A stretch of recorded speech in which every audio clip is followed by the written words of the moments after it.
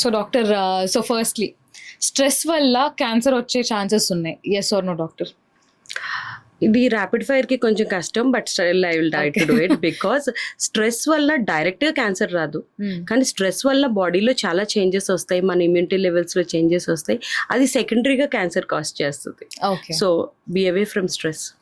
Nail polish తర్వాత other cosmetic products use చేయడం వల్ల కూడా క్యాన్సర్ వస్తుంది అని విన్నాము. How about that? కాస్మెటిక్స్లోని I don't say every cosmetic, but most of the cosmetics are chemicals. And ఈ కెమికల్స్లో కొన్ని హార్మ్ఫుల్ కెమికల్స్ ఉంటాయి. ఇలాంటి హార్మ్ఫుల్ కెమికల్స్ కానీ మనం యూస్ చేసే కాస్మెటిక్స్లో ఉంటే లాంగ్ టర్మ్ యూసేజ్, అంటే ఏదో ఒకరోజు యూస్ చేస్తే రాదు, లాంగ్ టర్మ్ యూసేజ్లోని there are chances. Okay. And doctor, chemotherapy వాళ్ళు చేసుకున్నప్పుడు 100% హెయిర్ లాస్ అనేది ఉంటుంది, ఇది నిజమా? కాదు. ఓకే. కీమోథెరపీస్ అన్నిటికీ 100% హెయిర్ లాస్ ఉంటుంది.